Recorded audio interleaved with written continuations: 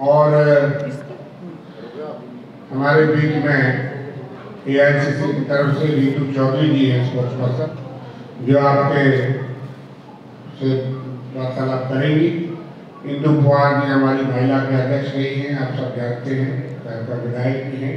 रफल सिंह जी हमारे sports person हैं। नीरज गुप्ता जी भी हमारे मीडिया के प्रभारी हैं। नदिया बोत्रा जी हमारे NSU के अध्यक्ष हैं और शमशेर चंद जी हमारे भारत के यात्री हैं। रानू महाजन जी कारपोरेटर हैं। परवीन अख्तर जी भी हमारी महिला लीडर हैं। नीरज गुप्ता जी भी बैठे हैं। तो आप सबका बहुत स्वागत। रीतू चौधरी जी पहले आपसे मुखातिब होंगे। इनका जो मेन एजेंडा है वो आपके सामने रखें। बहुत बहुत धन्यवाद रविंद्र शर्मा जी। आप सभी को जय माता दी, नमस्कार, आदाब। और मंच पर मौजूद सभी सम्मानित नेताओं, ऑफिस बेरर्स, रविंदर जी और तमाम नेताओं का मैं तहे दिल से धन्यवाद करती हूँ कि इतनी शॉर्ट नोटिस पर जो है प्रेस कॉन्फ्रेंस को आयोजित किया गया। और मैं तहे दिल से धन्यवाद आप सभी पत्रकारों का भी करना चाहती हूँ कि आप सब लोग यहाँ पर आए, शॉर्ट नोटिस पर आए और अभी हमारी बात को जो है वो जनता तक ले जाने का काम करें। प्रेस कॉन्फ्रेंस शुरू करने से पहले मैं हमारे देश के वीर सपूत कर्नल मनप्रीत सिंह, मेजर आशीष ढोंचक, DSP हुमायूं मुजम्मिल भट्ट को श्रद्धांजलि दूंगी कि उन्होंने देश की रक्षा के लिए अपने प्राण न्यौछावर कर दिए और ऐसे वीर सपूतों को शत शत नमन।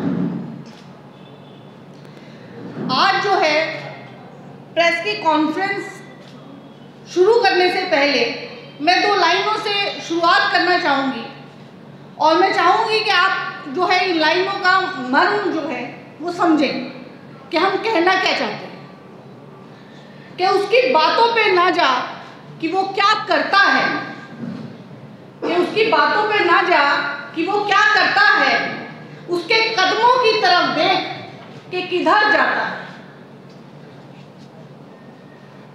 ये लाइनें आज के समय में बहुत विशेष महत्व रखती हैं, क्योंकि आज एक ऐसा समय आ गया है, ऐसा दौर है कि जहां पर वास्तविक मुद्दे जो है वो गौण हो गए हैं और जो मुद्दे सामने लाए जा रहे हैं उनका वास्तविकता से कोई लेना देना नहीं। इस प्रकार का जो माहौल है वो इस देश में बनाया जा रहा है। मेरे ख्याल से माइक आज कुछ आपके समक्ष कुछ बातों का उद्भेदन करने जा रही हूं जो महिला आरक्षण बिल से संबंधित है। उद्भेदन का मतलब कि कुछ ऐसे खुलासे करना जा रही हूं जो मैं चाहती हूं कि आपके माध्यम से जनता तक पहुंचे। और शुरुआती तौर पर ही मैं कल की एक बात का जिक्र करना चाहूंगी कि कल एक न्यूज सामने आई जो कि सोशल मीडिया पर बहुत ट्रेंड भी हुई और आप सबों लोगों ने भी उस पर ध्यान दिया होगा कि जो पहलवान बेटियों का जो केस था, जो जंतर मंतर पर बेटियां बैठकर भाजपा सरकार से न्याय मांग रही थी, जो देश के लिए सोना लेकर आई और विश्व पटल पर भारत की एक पहचान दर्ज की, वो गोल्डन गर्ल्स जो महीनों तक जंतर मंतर पर बैठी रही,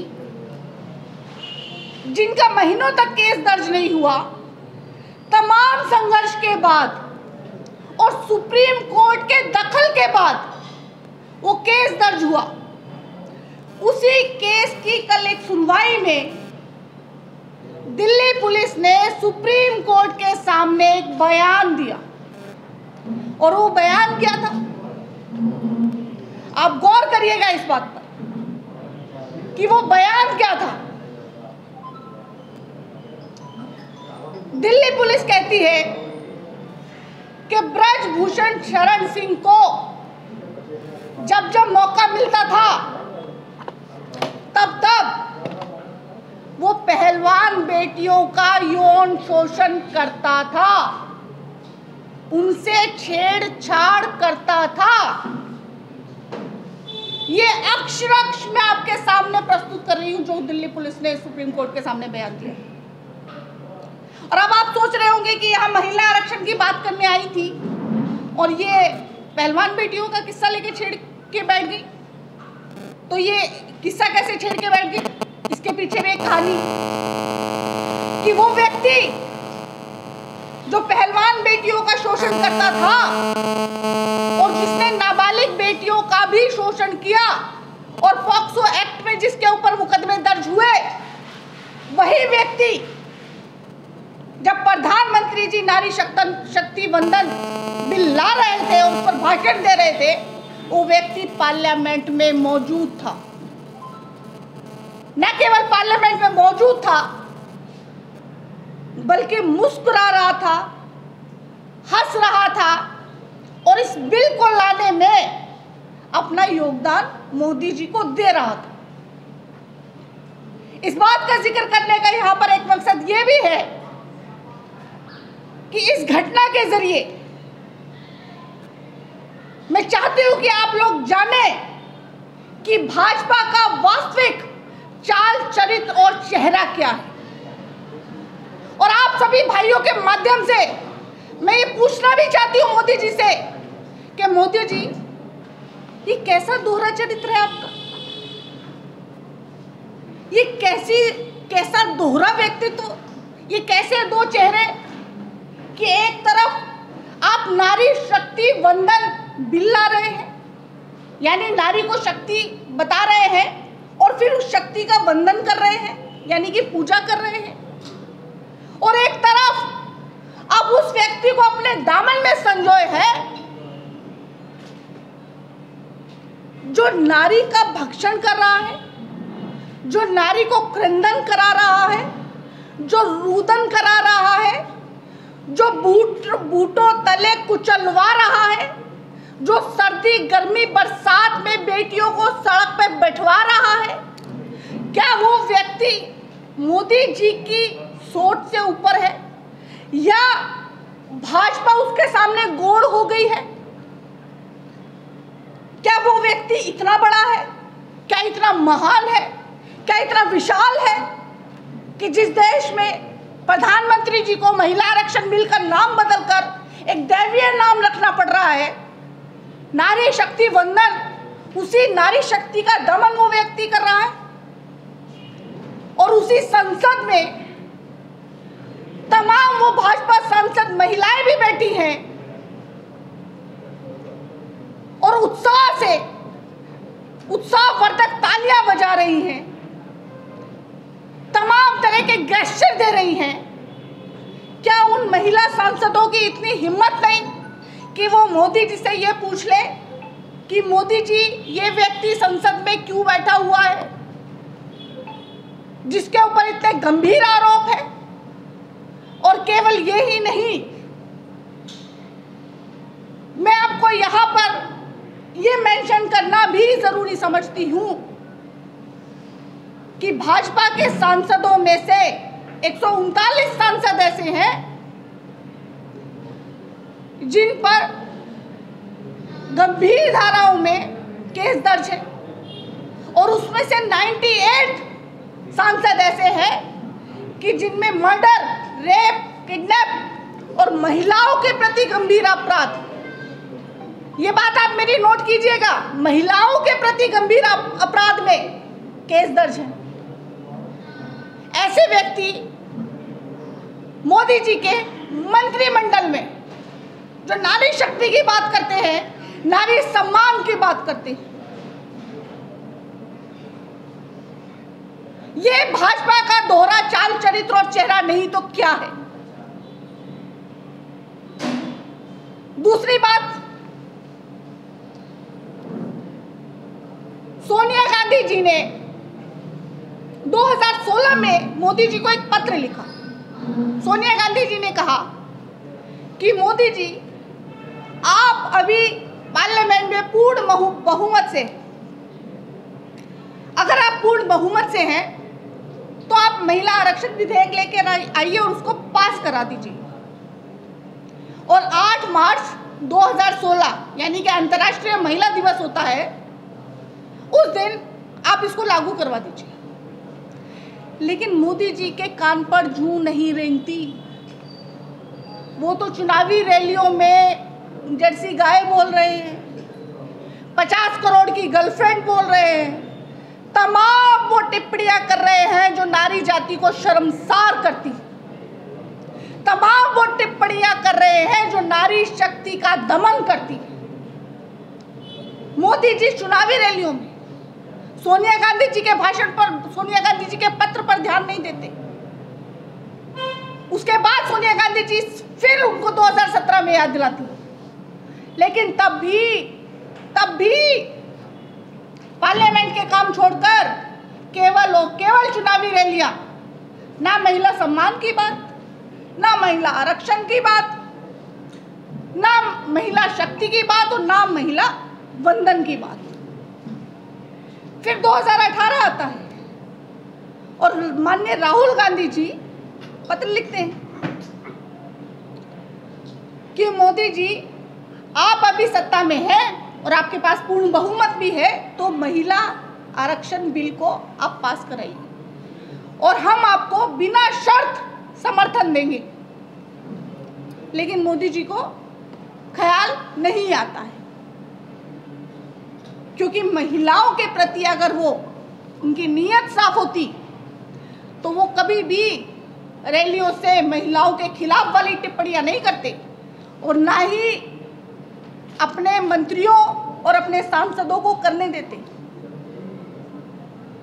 इसी संसद में वो व्यक्ति भी बैठे हैं जिन्होंने बोला था, जो भाजपा के सांसद हैं, कि राजनीति में जो महिलाएं आती हैं वो अपने शरीर का सौदा करके आती हैं।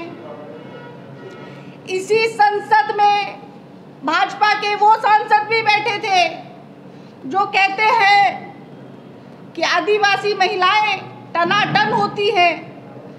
इसी संसद में तमाम वो सांसद भी बैठे हैं जो महिलाओं के प्रति इस तरह की शर्मनाक टिप्पणियां करते हैं और मोदी जी का संरक्षण उनको प्राप्त है।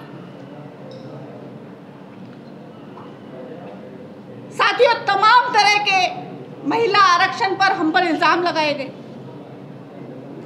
कि हम जो है महिला आरक्षण पर क्रेडिट लेने की कोशिश कर रहे हैं। कौन सा क्रेडिट? क्या काहे का क्रेडिट? क्या आपकी सोच थी? क्या महिलाओं को आरक्षण देने की आपकी सोच थी? राजीव जी 1989 में जब विधेयक लेकर आते हैं तो सोचिए कि सबसे ज्यादा विरोध करने वाला कौन है? सबसे विरोध करने वाला भाजपा। श्री अटल बिहारी वाजपेयी जी, श्री लाल कृष्ण आडवाणी जी, श्री राम जेठमलानी जी, ये वो व्यक्ति हैं, वो आदर्श हैं जिनको दुनिया मानती है, दुनिया देखती है। लेकिन भाजपा का चाल चरित्र, चेहरा, वो चाहे अटल जी हो और चाहे आडवाणी जी हो और चाहे बहुत पढ़े लिखे राम जेठमलानी हो, महिलाओं के प्रति सोच तो फिर वही है। फिर विरोध किया गया और आरक्षण को पास नहीं होने दिया गया जो स्थानीय निकाय के थे। उसके बाद नरसिम्हा राव की सरकार में ये बिल पास किया जाता है और राजीव गांधी जी का सपना पूरा होता है कि स्थानीय निकायों में 15 लाख से ज्यादा महिलाओं को नारी शक्ति दी जाती है। नारी शक्ति देने वाली वो कांग्रेस है और ये आइडिया ओरिजिनल कांग्रेस का है और कांग्रेस ने ही हमेशा उन वर्गों की बात की है, चाहे वो महिला हो, चाहे दलित हो, चाहे पिछड़े हो, चाहे आदिवासी हो, कि उनको आगे लाना चाहिए, उनको उठाना चाहिए। अगर ये ओरिजिनल आइडिया भाजपा के पास होता तो भाजपा के पास समय की कमी नहीं थी बिल लाने के लिए। पिछली सरकारों की बात छोड़ दीजिए, मोदी सरकार के पास पूर्ण बहुमत था, 9.5 साल थे, लेकिन मोदी जी को ख्याल नहीं आता। जब हम ओबीसी की बात करते हैं तो इनके सांसद उछलने लगते हैं, अनशंट बयान देने लगते हैं कि ओबीसी की बात क्यों करते हो, ओबीसी का क्या लेना देना है। अरे भाई, आप ही ने तो उठाया था कि राहुल गांधी जी ने अपमान कर दिया ओबीसी का, मोदी को चोर बोल दिया। तब तो बड़े मोदी के हित जो है ओबीसी के आप हितैषी बन रहे थे। अगर आप सच में जो है ओबीसी के हितैषी हैं तो आपको ओबीसी आरक्षण से क्या परेशानी है। अगर आप सच में ओबीसी के हितैषी हैं तो बताइए, कास्ट सेंसस हमने 2011-2012 में कराया था, उसको डिस्क्लोज कीजिए और बताइए कि ओबीसी कितने इस देश में। क्योंकि ये जो सरकार आप चला रहे हैं ये ओबीसी की बदौलत चला रहे हैं। यूपी में जो आपकी 2 बार सरकार आती है, 2014 में, 2019 में, ओबीसी के बिना संभव नहीं थी। ओबीसी आपको सरकार भी लेकर आया था और आप ओबीसी के खिलाफ जो है बयानबाजी करते हैं और इसे राजनीतिक जुमला बता रहे हैं, राजनीतिक हथकंडा बता रहे हैं। एक वो वर्ग जो बहुलता में है, कम से कम देश की आधी जनसंख्या ओबीसी है, उसको आप दरकिनार करना चाहते हैं। ये आपकी सोच है, ओबीसी विरोधी आपकी सोच है। दलित विरोधी, आदिवासी विरोधी तो आप थे ही, वो हमने देखा भी। जब उद्घाटन होता है, महामहिम राष्ट्रपति जी को नहीं बुलाया जाता, नई संसद में प्रवेश करते हैं, महामहिम राष्ट्रपति जी को नहीं बुलाया जाता। आपको याद होगा, इसी पार्लियामेंट की नींव रखी गई थी, उस समय राष्ट्रपति रामनाथ कोविंद थे और नींव रखी गई, उसकी ईंट रखी गई, लेकिन रामनाथ कोविंद जी को नहीं बुलाया गया। तो ये जो सब चीजें हैं, क्या दर्शाती है कि आपको दलितों से नफरत है, आदिवासियों से नफरत है। आपको लगता है कि अगर वो प्रवेश करेंगे तो अपवित्र हो जाएगा, फिर आपको गंगा जल से धुलवाना पड़ेगा। आपको ये लगता है, इसलिए रामनाथ कोविंद जी को नहीं बुलाया गया, इसलिए महामहिम राष्ट्रपति को नहीं बुलाया गया। ये आपका चाल चरित्र और चेहरा है ओबीसी के प्रति, दलितों के प्रति, आदिवासियों के प्रति, पिछड़ों के प्रति और महिलाओं के प्रति। और इसी के साथ मैं बहुत ज्यादा समय नहीं लूंगी आपका। आपने देखा होगा कि जैसे महिला आरक्षण बिल पास होता है, उसके बाद एक फोटो सेशन चला पार्लियामेंट में,